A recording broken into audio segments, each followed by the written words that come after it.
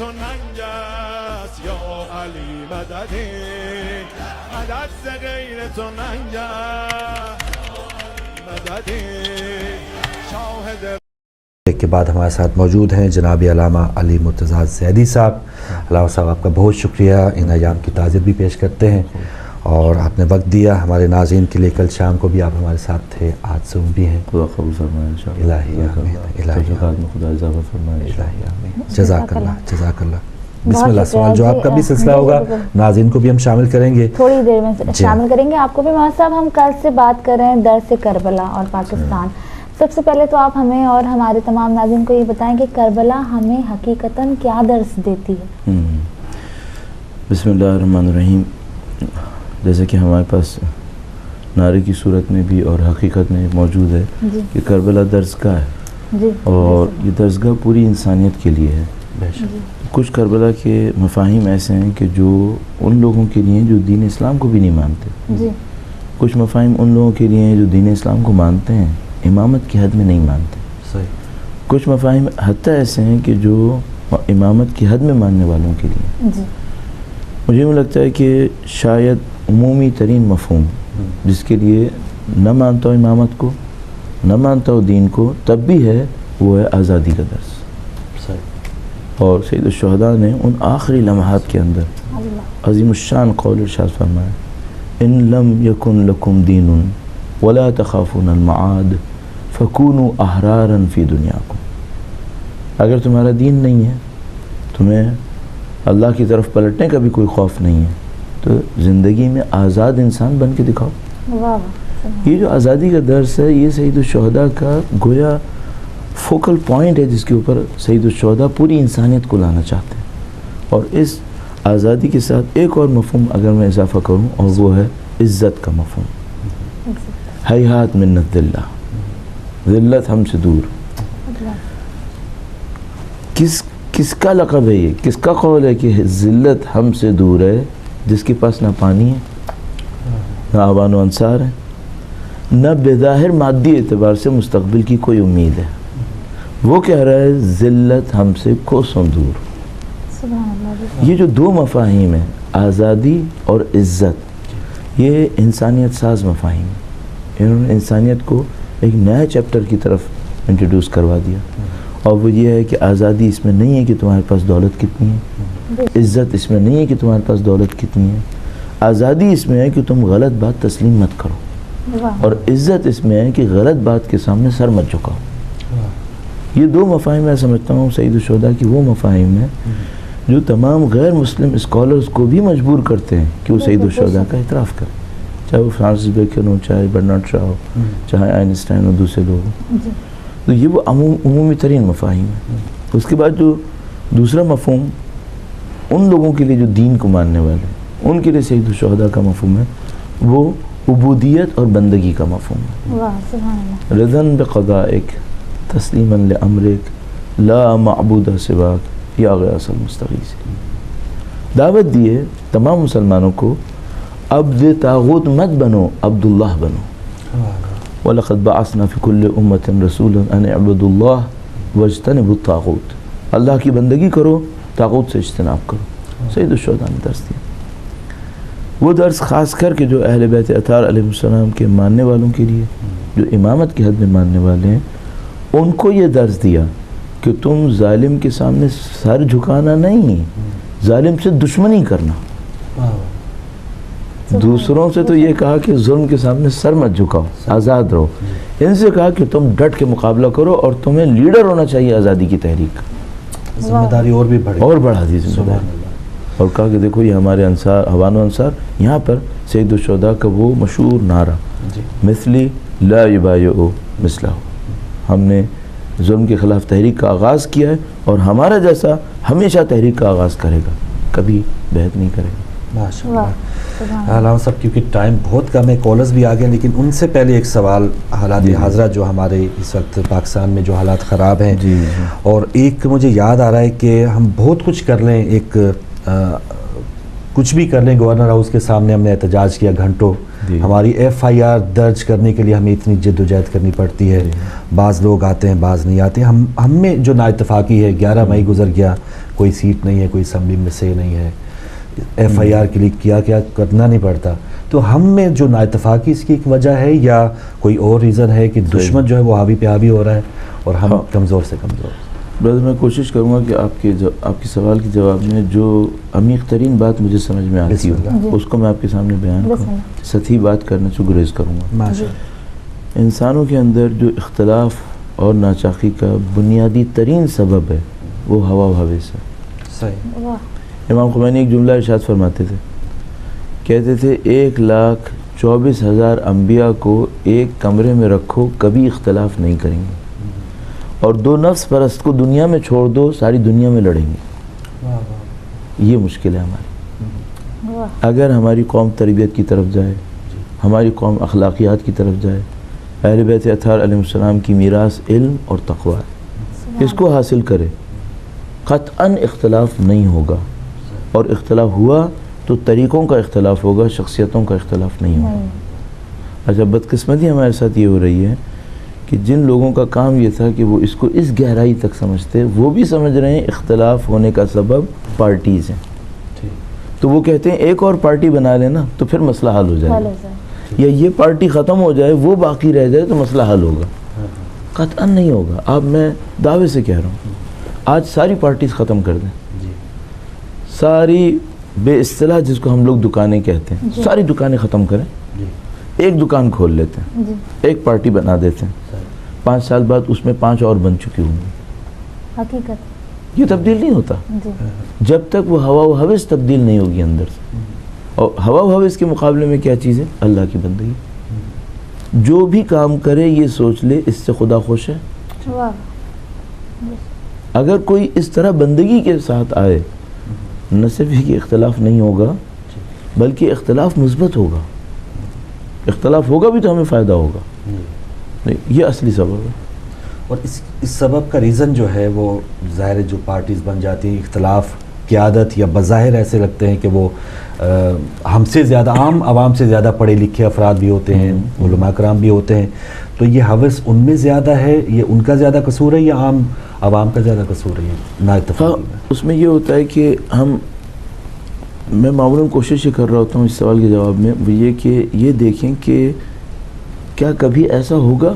جی, میں پھر بنیاد کی طرف جاؤں گا, فنڈامنٹل کویسچن. جی, کیا کبھی ایسا ہوگا کہ کوئی قوم بہت اچھی ہو اور اللہ اسے برے لیڈر دے دے؟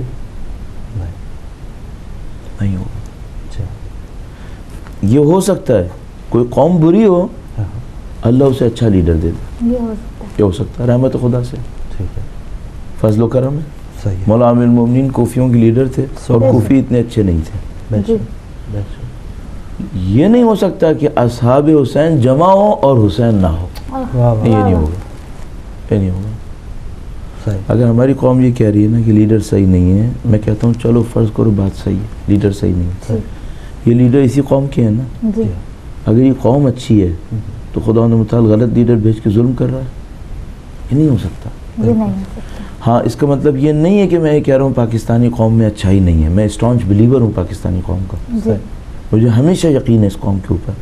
اس قوم کے دل میں درد ہے, اس قوم کے دل میں جذبہ ہے, یہ کوشش کرنا چاہتے ہیں. صرف ایک مشکل ہے, انہیں کچھ فنڈامنٹلز کو صحیح کرنا ہے.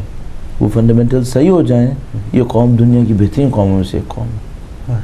الحمدللہ. آپ کی اجازت سے کالز کا سلسلہ شروع کرتے ہیں, اور پہلے کالر ہمارے ساتھ ہیں. السلام علیکم. وعلیکم السلام. جی بسم اللہ. ہمارے ساتھ کون, کہاں سے؟ جی میں سید مجاہد حسین لندن سے عرض کر رہا ہوں. جی سید مجاہد حسین صاحب کی خدمت میں سلام عرض کرتا ہوں. وعلیکم آپ کو اور بہن کو.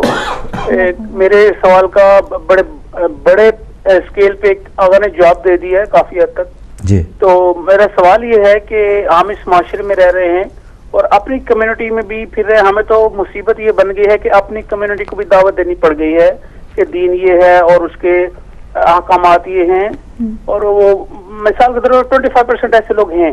آغاز سے میرا سوال یہ ہے کہ ہمارے سرکل میں جو لوگ ہیں اہل سنت سے تعلق رکھتے ہیں اور وہ محبان اہل بیت ہیں, ہمیں وہ کون سا راستہ اختیار کرنا چاہیے کہ ہم ٹرو پیغام مکتب اہل بیت کا ان تک پہنچائے؟ اس میں ہم سے غلطی ہوگی تو وہ بیچارے ہماری وجہ سے بیت پہ آنے سے رہ جائیں گے.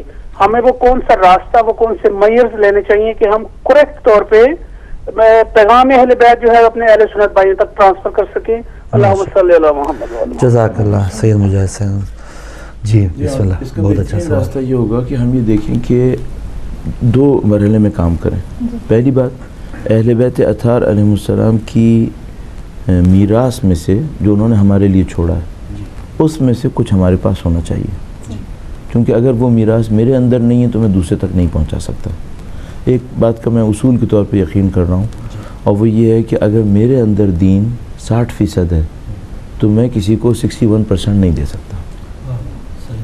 جس کے پاس خود نہیں ہے وہ دوسرے کو کیا دے گا. اور دین جو ہے وہ پیسہ دولت نہیں ہوتی کہ مجھے میرے پاس نہیں ہے اور کچھ نہیں ہے اور میں کسی کو کمانے کا گور بتا دوں اور وہ کما لے.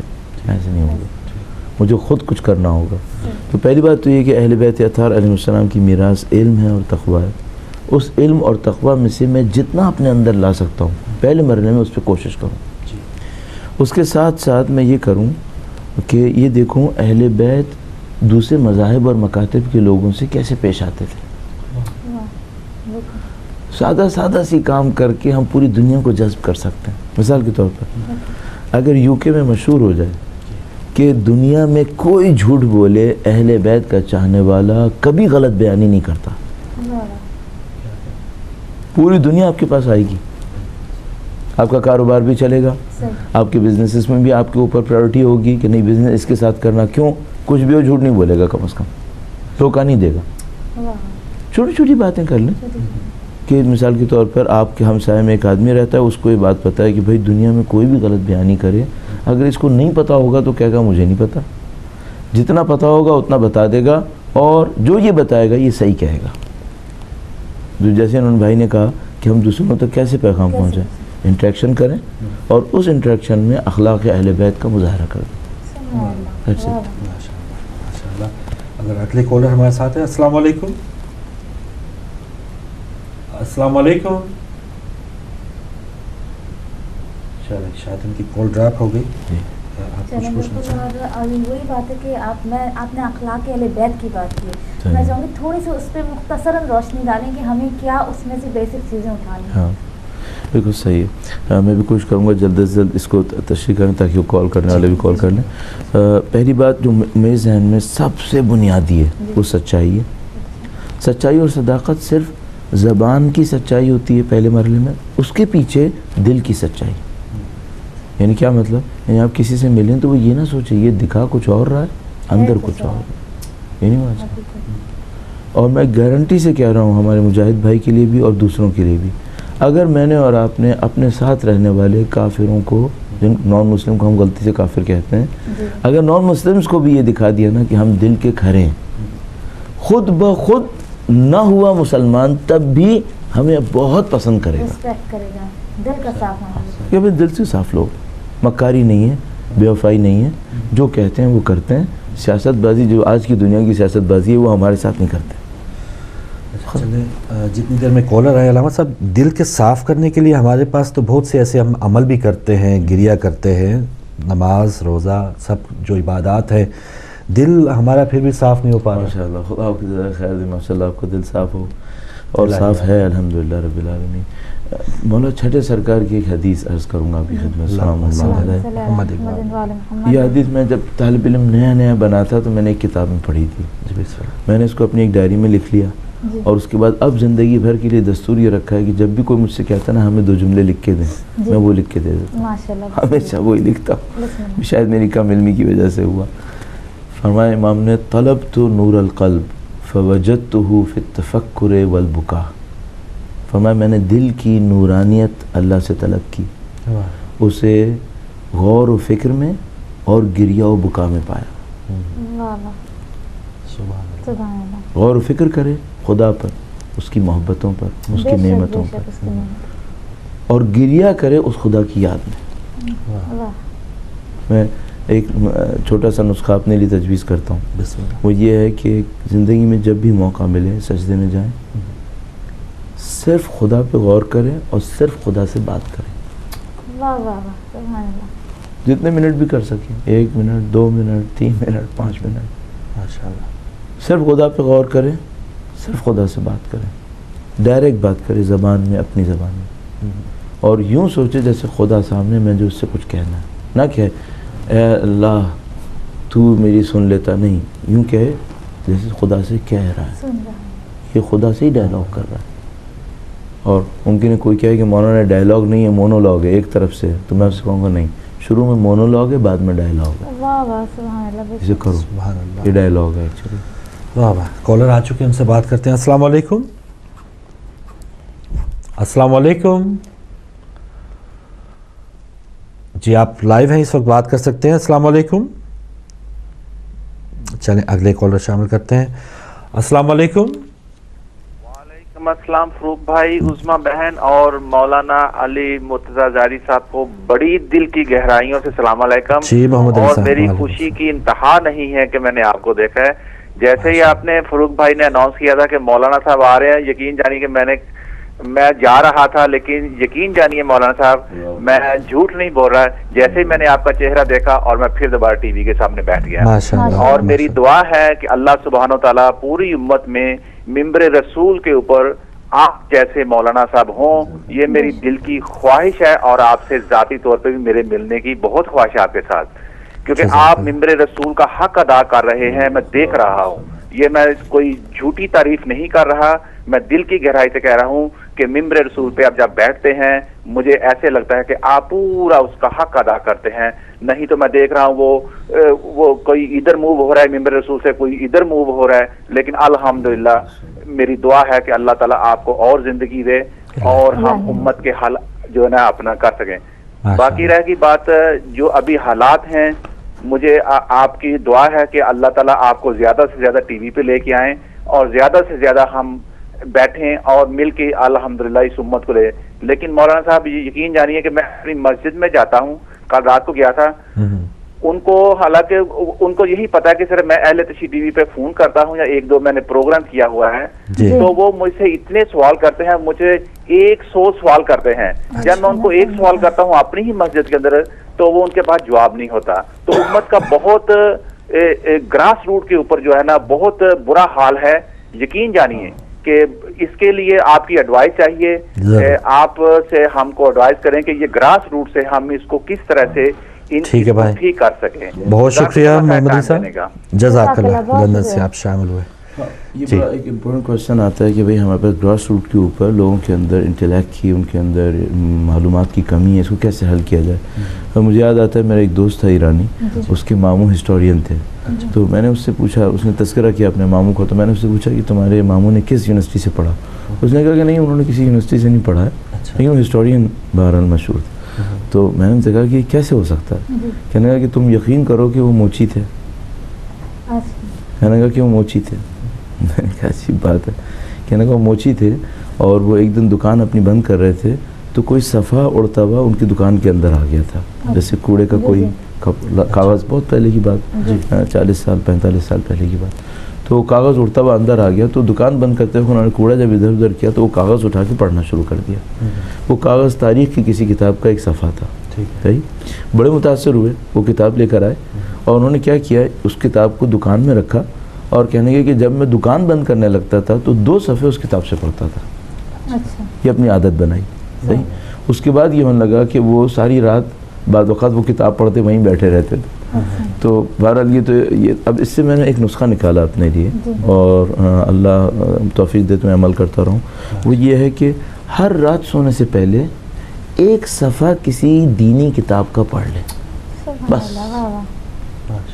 بس اتنا سا کام کرے, ایک صفحہ پڑھے, 2 منٹ 4 منٹ 5 منٹ, بس اس سے شروع کریں. میں برادر سے بھی کہوں گا, جو دوست احباب ہماری بہنیں یہاں پر ہیں ان سے بھی عرض کروں گا, وہ یہ کہ زندگی میں دستور بنا لیں 24 گھنٹے میں ایک صفحہ پڑھنا ہے. دینی کتاب, کسی دینی کتاب, اچھی سی کوئی کتاب لے لیں, کوئی بھی اچھی, ہسٹری کی لے لیں, کہیں کچھ آپ ایک آدھ ریکمینڈ بھی کر لیں.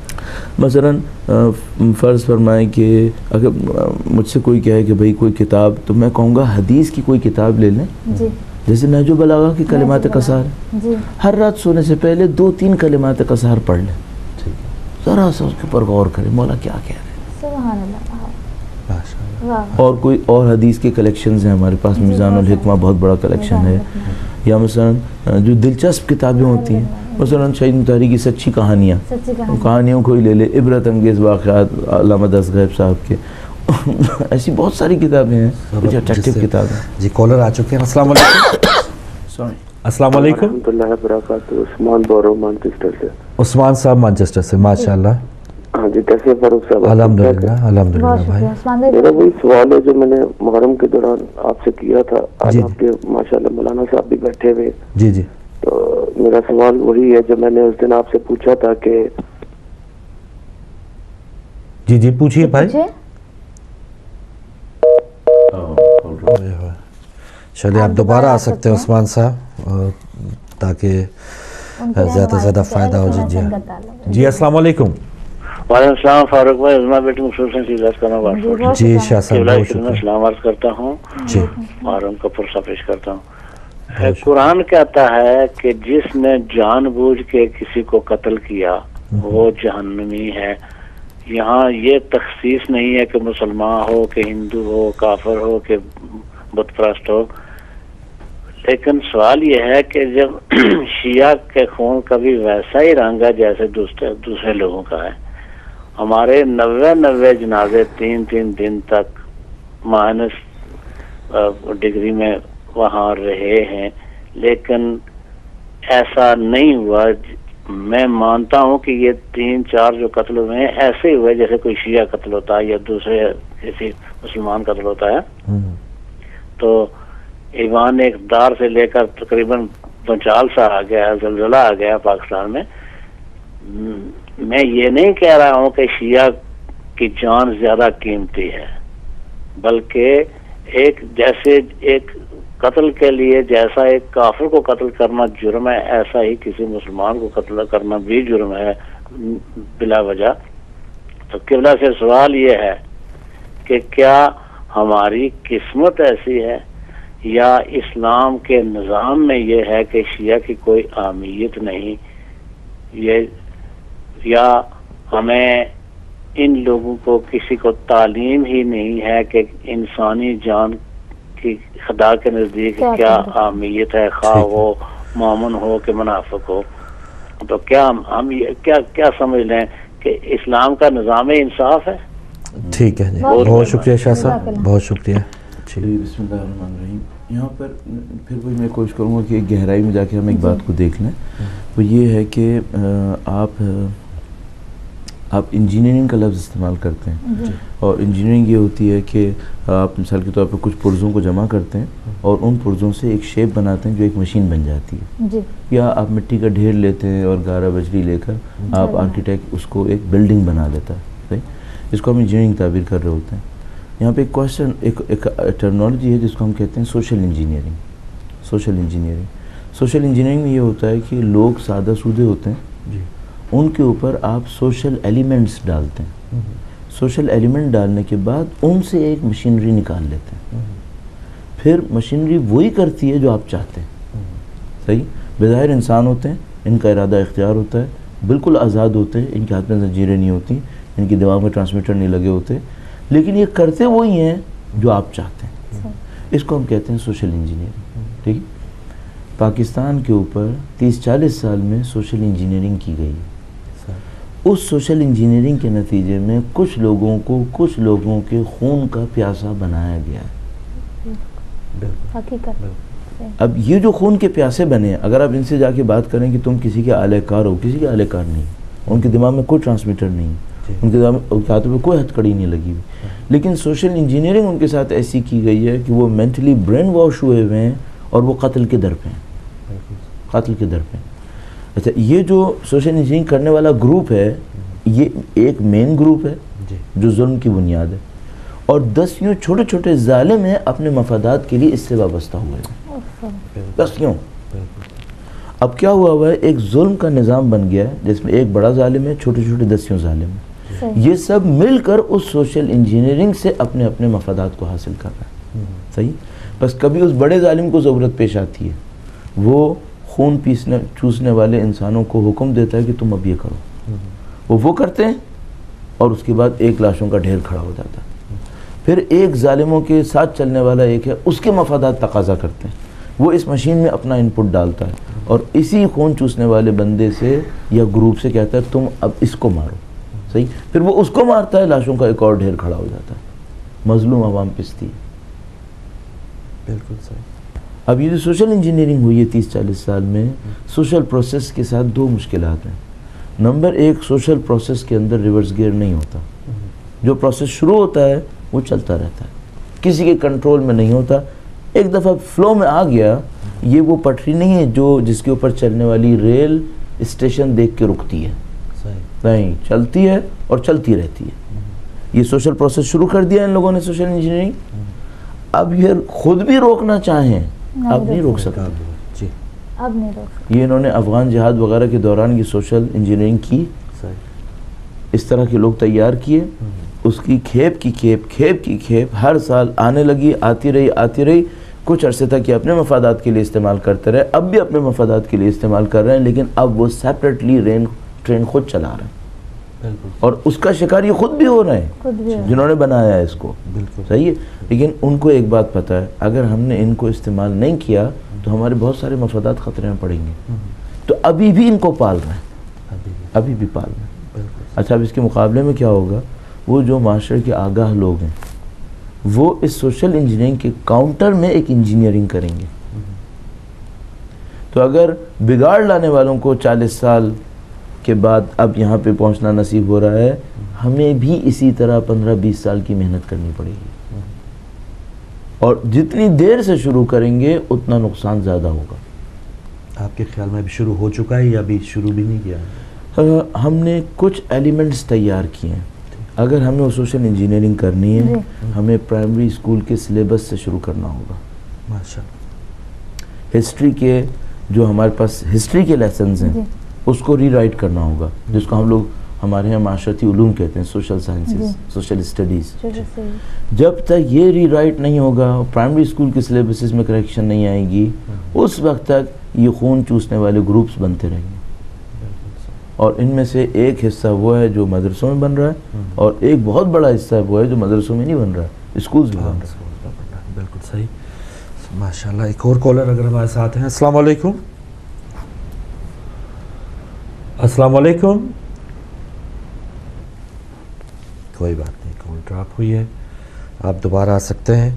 اور جی، تو علامہ صاحب، جو عموماً آپ کی جو تقاریر ہے اور سارا جو ایک طریقہ ہے بہت ہی سادہ زبان میں اور بہت ہی ایک ایسے انداز میں کہ لوگ خود اپنا محاسبہ کریں، خود اپنے آپ کو ٹھیک کریں، تو ایک کالر آ چکے، پھر آپ کے انداز جو ہے اس پر بھی بات کرتے ہیں۔ السلام علیکم۔ السلام علیکم۔ السلام علیکم۔ جی وعلیکم السلام محترم نقوی صاحب۔ فروخ بھائی، آپ کو بھی اداب ہو، مولا قبلہ مولانا صاحب کو بھی سلام ہو۔ ماشاءاللہ آپ نے پروگرام کو بہترین کر دیا ہے، اور ہمارے اکرام سے ہمارے روبرو جو باتیں کرنا چاہتے ہیں وہ ہم کر لیتے ہیں، یہ سب سے بڑی آپ کی خوبی ہے کہ آپ نے ہمیں موقع دیا۔ تو قبلہ میں دو چیزیں آپ سے پوچھوں گا۔ جی، پہلی چیز تو یہ ہے کہ ہم نے اب تک جو دیکھا ہے وہ یہی دیکھا ہے کہ جب انسان پہ ظلم ہوتا ہے تو جو اس سے ظلم اس سے ہاتھ سے نکل جاتا ہے تو وہ خدا کی طرف وہ نظر اٹھا کے خدا سے کہتا ہے اور خدا سے دعا مانگتا ہے کہ اس ظالم کو روکو اور اس ظلم کو روکو۔ اب ہم نے دیکھنا یہ ہے کہ جب کہ آپ ابھی کہہ رہے تھے کہ قوم نے خود سوچنا دیکھنا ہے، میں آپ سے گزارش یہ کرنا چاہتا ہوں کہ قوم ہم الحمدللہ ہماری قوم اس قسم کی ہے کہ آج بھی علماء کے پیچھے بھاگتی ہے اور علماء کے پاس رجوع کرتی ہے، یہ ہمیں ہماری خوش نصیبی ہے کہ ہماری قوم آج بھی علماء کے ساتھ ہے۔ لیکن دیکھنا یہ ہے کہ جب قوم علماء کے پاس جاتی ہے یا لیڈروں کے پاس جاتی ہے تو لیڈر ایک کی بجائے 4 ہو جاتے ہیں، تو پھر قوم کس طرف جائے؟ قوم کا کیا کیا جا سکتا ہے کہ قوم بھاگے ان کی طرف اور یہ آگے سے 2 کی بجائے 4 ہو جائیں تو قوم کو کون سا راستہ دے سکیں گے؟ دوسرا میں آپ سے یہ گزارش کرنا چاہتا ہوں، یہ پوچھنا چاہتا ہوں کہ سامنے جو ہوا ہے وہاں پہ راول پنڈی میں، اس میں آپ دیکھیں کہ ہمارے صبر کی انتہا دیکھیں، ہم پہ الزام لگایا جاتا ہے جی انہوں نے کیا سب کچھ، لیکن ہم 86 لاشیں لے کے 3 دن تک کوئٹہ میں سڑک پر بیٹھے صبر سے بیٹھے رہے، ہم نے بسوں سے اتروا کے اپنے بندے مروائے، ہم نے 200 لاشیں اٹھائی اور ہم نے صبر کا دامن نہیں چھوڑا، اور ہم ہر طرف سے اپنے صبر کو ظاہر کرتے رہے اور بتاتے رہے، اور ہمارا آج بھی نعرہ یہ ہے کہ پاکستان بنایا تو پاکستان بچانا ہے۔ تو پھر بھی اس کے باوجود اگر آج بھی اگر گورنمنٹ کو دیکھیں تو وہ بھی آج پریس کانفرنس میں یہی کر رہے ہیں کہ جی ان کو محدود کرو، انہوں نے یہ کر دیا وہ کر دیا، اور سارے الزام ہم پہ دیے جا رہے ہیں، اور دوسرے لوگ جو قاتل ہیں جو بھاگ رہے ہیں ان کو بری کیا جا رہا ہے، اور ان کو معاف کیا جا رہا ہے، ان کو صاف طور پہ بچانے کی کوشش کی جا رہی ہے حکومتی لیول پہ۔ تو میں آپ سے یہ پوچھنا چاہتا ہوں کہ کیا اس لیول پہ جب یہ بات حکومت ساتھ دے رہی ہو قاتلوں کا، تو پھر آپ لوگوں کا کیا طرز عمل ہوگا اور آپ اس میں کیا کریں گے؟ تھینک یو جی، مہربانی۔ پہلا چیپٹر جو انہوں نے علم اور عالم کے حوالے سے کہا کہ انہوں نے کہا کہ لوگ علماء کی طرف آنے کو تیار ہیں لیکن شرط کی تعداد میں سے انہوں نے فرمایا۔ اس میں 2 مسائل ہیں۔ پہلا مسئلہ تو یہ ہے کہ، اور ہم اسی کوشش پہ جاتے ہیں کہ ہم جواب عمیق دیں، پہلا مسئلہ تو یہ ہے کہ ہمیں یہ دیکھنا پڑے گا کہ ہم علماء کو احترام دیتے ہیں، اس میں ہمارا انپٹ کیا ہے۔ صحیح۔ ہمارے خاندان کے بہترین بچے عالم بنتے ہیں؟ صحیح۔ اگر نہیں بنتے تو ایسا دنیا بھر کا قانون انپٹ اور آؤٹ پٹ کے اندر ایک ریلیونس ہوتی ہے۔ اگر آپ انپٹ اچھا نہیں دیں گے آؤٹ پٹ اچھا نہیں ملے گا۔ صحیح۔ اگر آپ پورے پاکستان کے اندر موجود مدارس علمیہ کے اوپر توجہ فرمائیں اور اس کو ملنے والے انپٹ پہ توجہ دیں، اور اس کے بعد یہ سوچیں 40 سال کے بعد اسی سے علماء نے نکلنا ہے، تو اور اس انپٹ کا مقابلہ کریں اس انپٹ سے جو ہم اسکول اور کالجز میں دے رہے ہیں، مجھے آپ بتائیں پھر ہمارا کیا ہونا ہے؟ آپ لیسٹ پرائورٹی بچے کے کیریئر میں عالم بننا رکھتے ہیں، تو پھر لیسٹ ایکسپیکٹیشن اس کھیپ سے کریں جو بن کے نکلی ہے۔ جو بن کے نکلتا ہے اس سے آپ کی ایکسپیکٹیشن جو ہے وہ آسمان کے برابر ہیں کہ وہ باب العلم کا نمائندہ ہے۔ تو جب آپ بچے کو بھیج رہے تھے تو باب العلم کے در پہ کیوں نہیں بھیجا تھا؟ بچے کو تو آپ نے آکسفورڈ بھیج دیا بہترین صورت میں، اور جناب باقی ادھر آپ کی توقع ہے کہ یہاں سے باب العلم کے در سے ہمیں ملے گا، کیسے ہوگا یہ؟ نمبر 1۔ نمبر 2، دنیا بھر میں ایک اسٹینڈرڈ ہوتا ہے، سب آپ جاتے ہیں کسی ڈاکٹر کے پاس تو پہلے دیکھتے ہیں کہ بھائی اس نے میڈیکل سائنسز میں کیا کیا۔ صحیح۔ یہ دنیا کا وہ واحد شاید کام رہ گیا ہوگا جس میں کوئی اسٹینڈرڈ نہیں ہے، جس کو بولنا آتا ہے وہ بڑا ہے۔ کیا ہوگا؟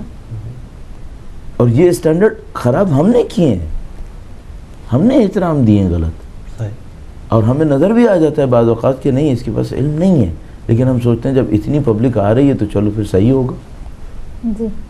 یہ غلط بات ہے۔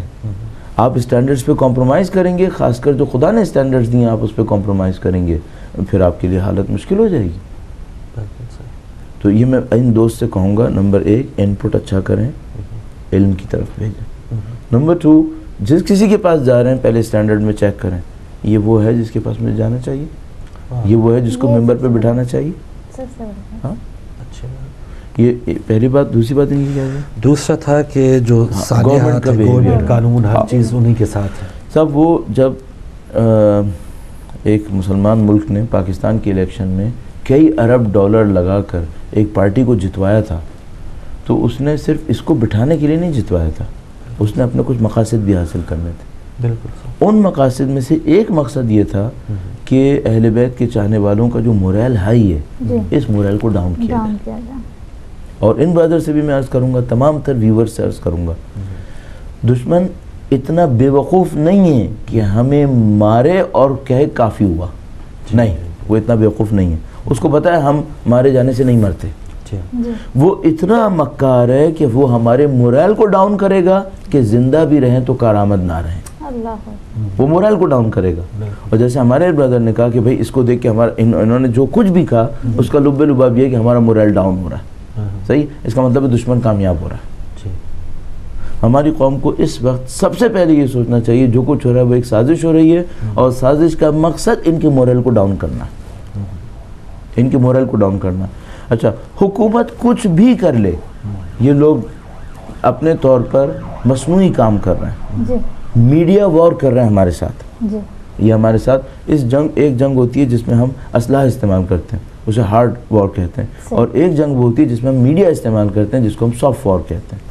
یہ ہمارے ساتھ سافٹ وار کر رہے ہیں اور ہمارے اوپر بمبارڈمنٹ کر رہے ہیں ذلت کی، ہماری قوم کے اوپر، اتنی ذلت کی بمبارڈمنٹ کرو کہ شیعہ قوم کا مورل ڈاؤن ہو جائے. صحیح. اس وقت ہماری قوم کو سب سے پہلے یہ سمجھنا ہوگا کہ ہم اس وقت جنگ کے اندر ہیں. یہ ہمارے ساتھ سافٹ وار کر رہے ہیں، یہ ہمارے مورل کو ڈاؤن کر رہے ہیں. سب سے پہلے تو اپنے مورل کو کنٹرول کریں. نمبر 2، کچھ ہی دنوں کے اندر ایک ٹائم ملے گا ہمیں شو آف اسٹرینتھ کا. ہمارے لیڈرز، ہمارے لوگ کچھ ہی دنوں کے اندر کوئی ایک کام کریں گے جس میں شو آف اسٹرینتھ آئے گی. اس موقع پر اپنی اسٹرینتھ کو فل دکھا دیں کہ تم نے ہمارا مورل ڈاؤن کیا تھا نا، نو مور ڈاؤن سائز، یہ دیکھو ہمارا مورل ہے. اور وہ موقع جو سب سے بڑا آنے والا ہے وہ 40 پہ آئے گا، چہلم پہ آئے گا. اسٹریٹس کو بھر دیں پاکستان کی اہل بیت اطہار علیہ السلام کے چاہنے والے. اور ایک موقع پہ ہم نے عرض کیا تھا جو پاکستان میں کراچی میں بم دھماکہ ہوا تھا عاشور کے دن، ہم نے اس کے بعد والی چہلم کے لیے کہا تھا کہ اب جو بھی آئے وہ کفن پہن کے آئے. اور گئے تھے اور الحمدللہ رب العالمین پبلک بھر گئی تھی. میں تمام اہل بیت کے چاہنے والوں سے کہوں گا، آپ کے مورل کو ڈاؤن کیا جا رہا ہے.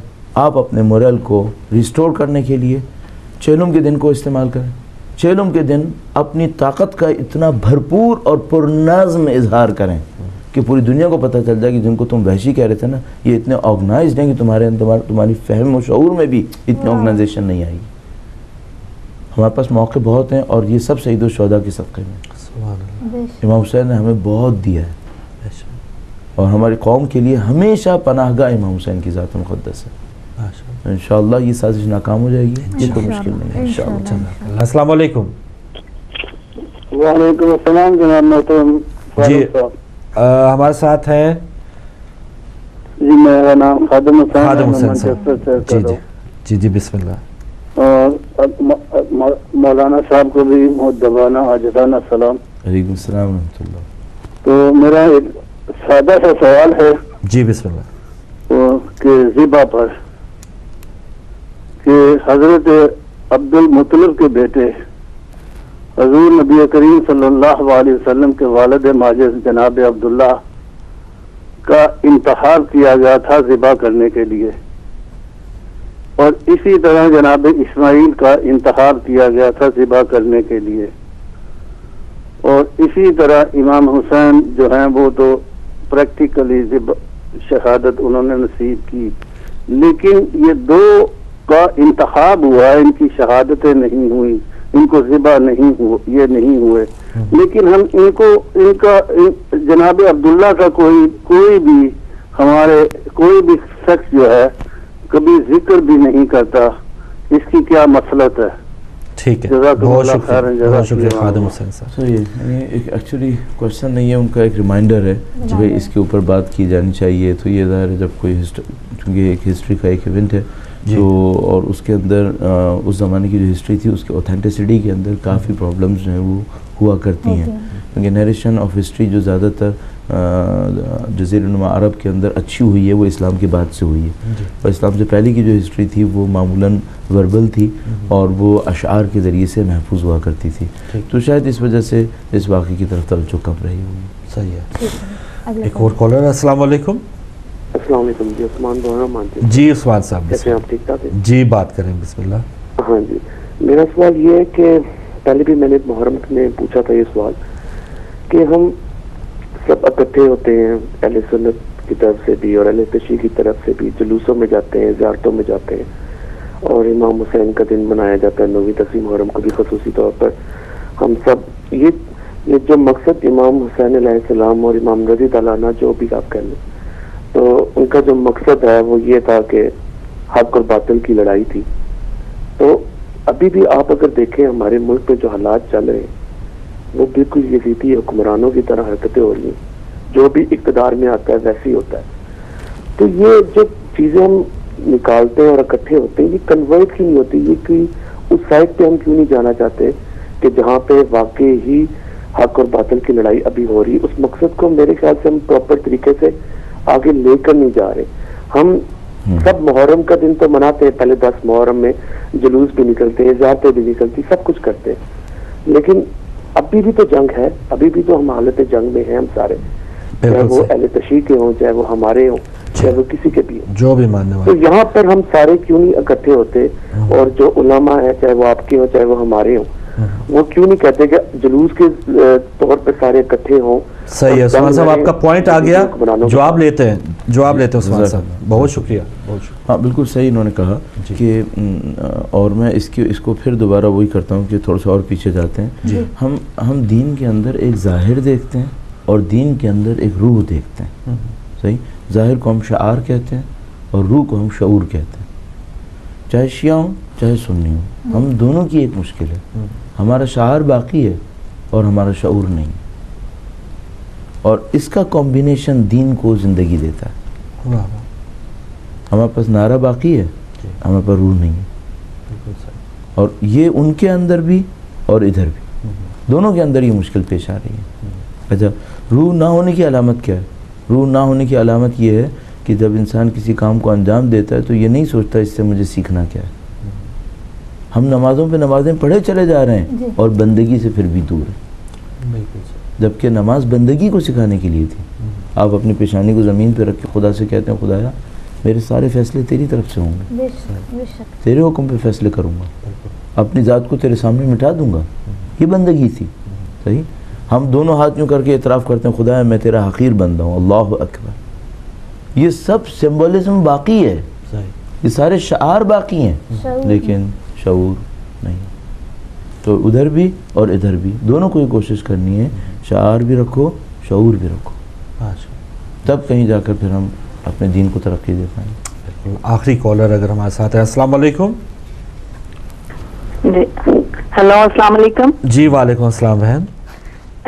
جی مولانا صاحب کی خدمت میں سلام عرض کرتی ہوں، اور میرے کافی زیادہ سوال ہیں، مجھے سمجھ نہیں آتی چلے ایک سوال پوچھیں کیونکہ ٹائم کا میسج زیادہ سے زیادہ استفادہ کیسے کریں۔ جی جی، اور چھوٹے چھوٹے دو سوال جو میں پہلے کرنا چاہتی ہوں وہ یہ ہے کہ ایک دفعہ مولانا صاحب نے تسبیح زہرا سلام اللہ علیہ کے بارے میں بتایا تھا کہ وہ اس طریقے سے پڑھیں تو زیادہ فائدہ مند ہے، کہ کسی سوچ کا کوئی، وہ میں مس کر گئی تھی مجلس اور میں نے نہیں دیکھی تھی، تو پلیز ایک تو وہ بتا دیں۔ ٹھیک ہے۔ اور دوسرے نمبر پہ کہ نماز میں خضوع و خشوع وہ کس طریقے سے انسان پیدا کر سکتا ہے، اور خضوع و خشوع سے مراد کیا ہے؟ مطلب یہ کہ ترجمے پہ، ٹرانسلیشن پہ غور کرنے کے علاوہ، مطلب ایک تو ہے نا ہونے کے باوجود کہ وہ ٹرانسلیشن مکمل ذہن میں لیکن وہ چیز جو ہے وہ نہیں ہوتی کہ ایک نماز پڑھ کے دل مطمئن جو نہ ہو کہ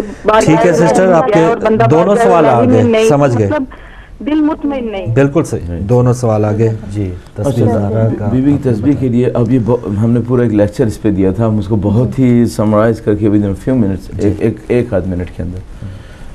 نمبر ایک، تسبیح آہستہ آہستہ پڑھیں، نمبر 1، اسپیڈ سے نہیں پڑھیں۔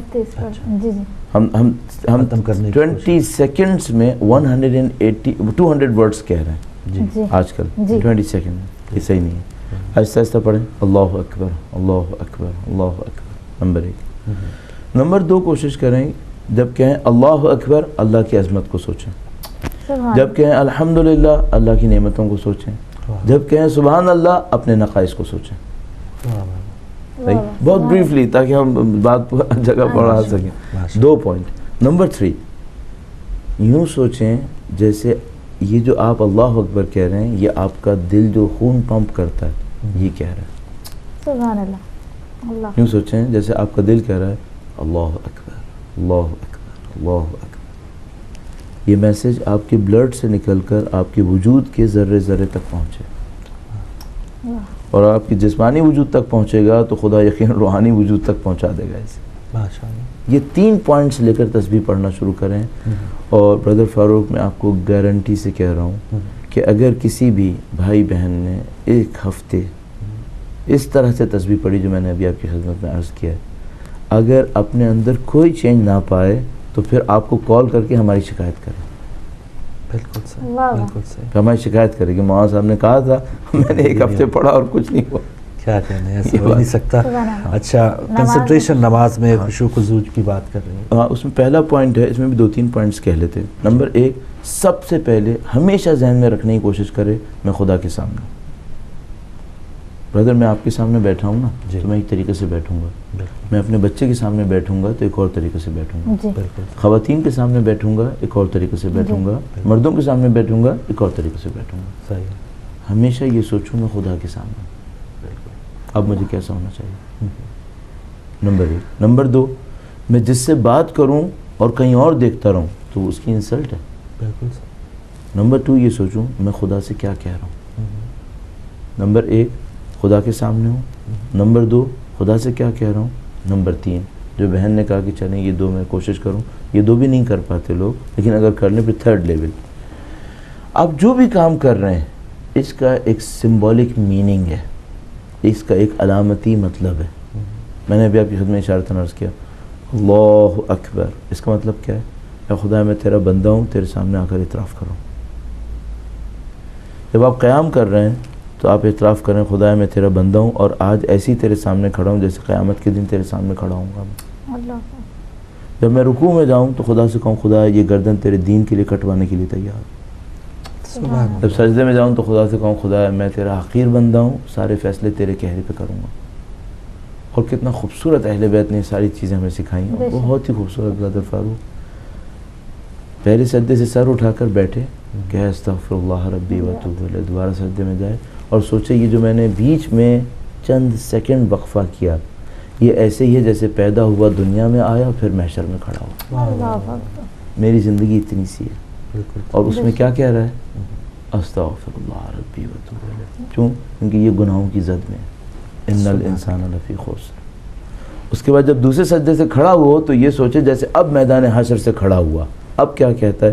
اشہد ان لا الہ الا اللہ، گواہی دیتا ہوں میری زندگی اس کے اوپر رہنی چاہیے. کھڑے ہوتے ہو کیا ہے؟ بحول اللہ وقوتہ اقوم واقعد. کھڑے ہونا بیٹھنا سب خدا کی دی ہوئی طاقت سے اور دنیا کے سارے کام بھی اللہ کی دی ہوئی طاقت سے. چند منٹس ان باتوں کو سوچے نماز کے اندر، پھر نماز کچھ اور. بالکل آخری لمحات ہیں، بہت سی باتیں، بہت سے سوالات علامہ صاحب ادھورے رہ گئے. اللہ تعالیٰ آپ کو حفظ و امان میں رکھے، آپ بہت دین کی خدمت کر رہے ہیں. ہدایت ٹی وی کے حوالے سے آپ کے چند کلمات چاہیے ہوں گے اور ہدایت ناظرین کے لیے کوئی خاص؟ الحمدللہ رب العالمین، بہت اچھا کام ہے جو انجام پا رہا ہے. میں آپ لوگوں سے صرف ایک برادرانہ اور دل کی گہرائی سے درخواست کروں گا، لوگوں کے ایموشنز کو بڑھانے کے لیے اور بہت سارے ایلیمنٹس پہلے سے پڑے ہوئے ہیں. ٹھیک ہے، صحیح. اور ہماری قوم بنیادی طور پر ایموشنل ہے، ایموشنل ہے. اچھے جذبات بھی ہیں اور تھوڑے سے غیر مناسب جذبات بھی ہیں، کنٹرول نہیں کر پاتے، چیزوں کے اندر ملوث ہو جاتے ہیں. آپ اور میں حتی الامکان کوشش کریں لوگوں کو ایموشنز سے نکال کر لاجکس پہ لے جائیں. اچھا یہ کام میں اور آپ کر سکتے ہیں جو لوگوں کو یہ بتا سکیں کہ دیکھو بھائی جذباتی طرز پہ مت سوچو، عاقلانہ طرز پہ سوچو. صحیح. اچھا میں جذبات کا کبھی منکر نہیں ہو پاؤں گا. کیوں؟ کیونکہ یہ جذبات ہوتے ہیں جو عشق کی طرح کام کرواتے ہیں. عاقل اور فلسفر وہ کام نہیں کرتا جو جذبات میں آنے والا عاشق کرتا ہے. صحیح. لیکن اگر ان جذبات کو عقل کی بنیاد نہ ملے تو یہ ادھورے ہیں. پھر اس وقت مشکل یہ ہے جذبات ہیں، عقل کی بنیاد نہیں. عقل کی بنیاد پڑے پھر جذبات اوپر ہوں، اب یہ مجاہد ہے، پکا مجاہد. یہ وہ کام ہے جو مجھے اور آپ کو کرنا پڑے گا. لوگوں کے اندر ایک جذبات ہوتے ہیں، وہ آپ کو انہی جذبات سے دیکھ رہے ہوتے ہیں. اگر آپ نے ان جذبات کو کسی طریقے سے عقل کے اندر لا کر عقل کی بنیاد پہ ان جذبات کو کھڑا کیا، اب یہ دنیا کی عقل مند ترین قوم اور جذبہ رکھنے والی قوم بن جائے گی. جزاک اللہ. بہت شکریہ جناب علامہ علی مرتضیٰ صاحب، آپ نے ٹائم دیا. ناظرین آپ کا بہت شکریہ. اور صبح غم میں اب پروگرام اختتام کو پہنچ رہا ہے، اذان ظہر کا وقت ہونے والا ہے لندن میں.